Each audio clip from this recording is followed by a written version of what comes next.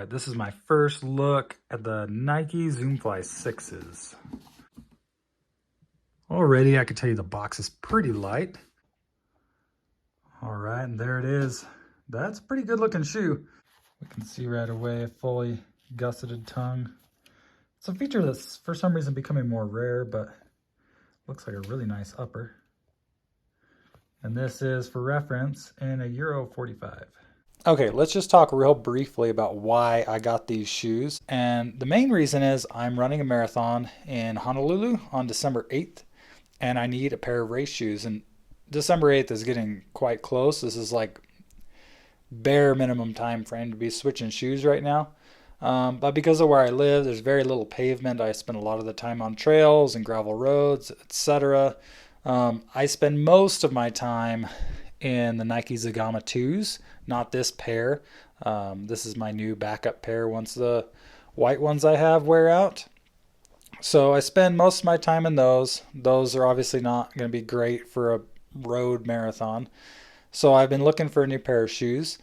I was able to get a pair of the Puma Deviate Nitro 2s. They were on sale, and I thought that could be a really great option. It's got a carbon plate in it. Definitely meant more as a daily trainer.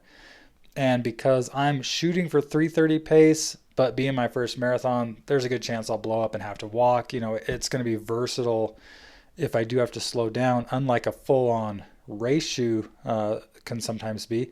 So I went with these, and they've actually been sweet. I've got 2 15-mile runs in them so far, and a couple other shorter runs. I mean, they're a no-nonsense shoe. Definitely heavier than your racing shoes, but, you know, fairly light. All in all, it's got a lot of good things going for it, and it was on sale. The issue is Puma seems to be making the narrowest shoes available right now. You know, one of my runs, it was fine, and one of the others, I did get a blister in between my toes because of how much it's pushing my toes together. Lengthwise, it's okay.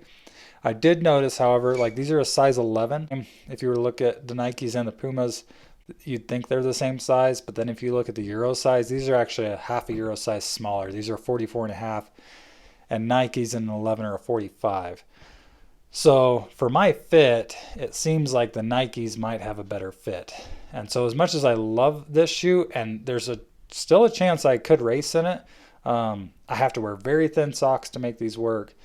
They're very picky in terms of fit, and they're just on the narrow side, and I'm getting a little bit nervous about taking these all the way to 26.2. So then Nike released the Zoomfly 6s. I had looked at the Zoomfly 5s, and that looked like a great option. You know, it had ZoomX in the middle. It's got the carrier foam. It's basically exactly what this shoe is, at least when you first glance at it. This one has ZoomX bathtubed inside of an SRO2 carrier foam.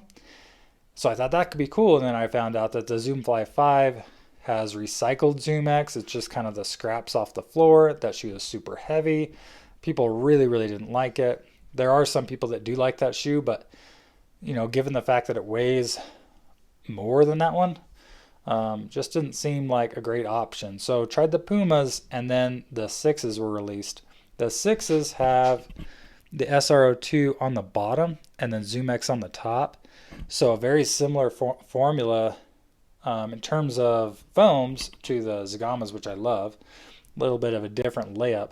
And then they do have a carbon plate in the middle. And then knowing that these are actually a true 45 and knowing that Nikes tend to fit me, that's why I went and bought these. That way I have two options.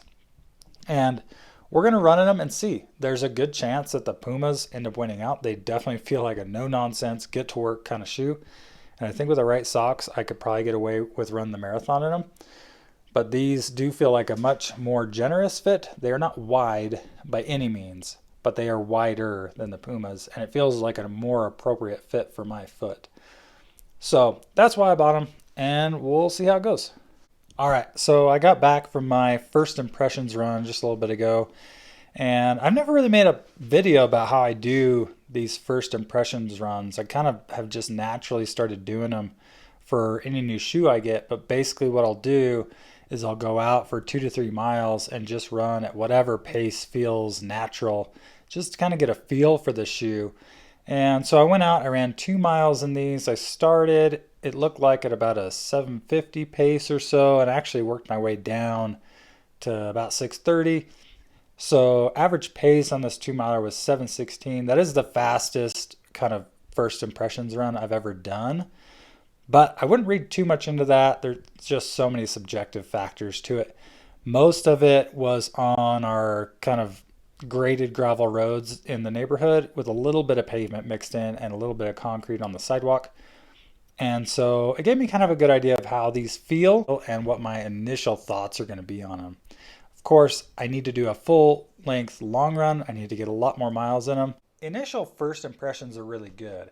They are definitely softer than the Pumas. The Pumas feel fairly firm. They got some good bounce to them, but they're on the firmer side. I would put Asics with that kind of firmer category. The Nikes seem to be just a little bit softer, but they're not squishy like, say, a New Balance Rebel V3 would be, with no carbon plate with the super foam. I imagine the Nike Invincible is probably going to feel a lot softer than this. The plate seems to be, it definitely is working. You can tell that it's there, but it's not so in your face like other plated shoes are. It's not the stiffest plate. You can see it running through right here actually, and along the seam I believe is kind of where that sits. Going around tight corners feels very natural. These feel like a normal shoe going around tight corners, where I would say the Pumas, you can definitely tell there's a stiff plate in there. Same thing on kind of uneven terrain when I was running down the sidewalk, or when I ran through some of the kind of mild ruts that were on the graded gravel road that I was on. These tended to be, they seemed like they were not quite trail shoe like by any means, but they were a little bit more versatile and kind of the terrain that they were willing to accept. I want to say I immediately noticed that the laces, as you lace them up, they want to loosen back up. They're not very grippy. And so I may swap those out, but I think really it's not a huge deal. It's just that you're going to have to pay more attention when you lace those up. I wish they would have used a little bit of a grippier lace. Overall comfort is great. I'm a midfoot striker, and I can tell you, like, I really try to keep myself a little bit more rear foot to protect my Achilles, but I'm still landing midfoot. And some shoes are very heel dominant, and so I will get into a mild heel strike in some shoes. I would say the Pumas are like that. There's other shoes that the heel lacks any support, and in shoes like that I end up forefoot striking and I have a really hard time getting the heel down. I was a little bit concerned because we do have such a steep angle here cutting down. We have a more minimal heel, and it is noticeable that the forefoot is the dominant area of this shoe. It's very easy to forefoot strike in these if you want to, but I had absolutely no problem getting the midfoot down. I could get down heel first when I was running the slower paces, and it seemed like even landing midfoot, I have enough support in the heel to keep me from kind of coming backwards. There are shoes that the heel is so soft that you land on it and you feel like you have to then climb over the forefoot. And I didn't have that issue here. These feel balanced in terms of the foam kind of stiffness across the shoe. I think they're going to work well for me. Initial impressions are just overall positive. But seeing reviews, there was a lot of positive ones. There was a few people who really, really didn't like this shoe. I think part of it is Nikes tend to fit me. If you've had positive experiences with the Nike Fit in the past, I think you will like these. If you've never liked the way that Nikes fit, you may not like these either. So that's kind of my takeaway. But they feel like they're going to be a good long run cruiser that can do a variety of paces. Aesthetically, of course, it's a love or hate thing. You can't really see it on video, but this Eliud Kipchoge colorway, it's great for me because where I live, our gravel roads are red. And so, that's exactly what my shoes would end up looking like. Outsole traction is good. I love the shape of this cutout. Too many cutouts are too vertical here. I did pick up one rock, but I didn't pick up any dirt or mud like I did with the Pumas the other day. And I think it's just because of the way these walls are shaped and how open they are. You're going to occasionally pick things up with a cutout of any shape, but that seems to be one of the better ones. And then you can't see it on camera, but you can see how this insole is green. And in person, that actually shows through the shoe. This is see-through, and so when these are sitting here, you can see that green fade. The Alpha Fly from the same colorway has the sole the same, and it turns to green, which is, you know, reminiscent of the nature you're running in, where Elliot would train in Kenya. And so on the Alpha Fly, they actually painted it, and here they gave you a white upper, but they still gave you a little bit of that hint of green to kind of match the theming. I think it's cool. Someone put some thought into this colorway, and I definitely think it looks better than the black that we've seen released in the UK so far. Overall though, I'm impressed. I'm very hopeful for these going forward. I think this is a shoe that is probably going to work for me in the marathon, but we'll do more testing and we'll see. If you guys have questions, please leave them in the comments down below. Before I release my long-term review, I will keep adding to the comments and answering questions as I can. Hopefully this gives you a better idea of what's going on with this shoe. We'll catch you later.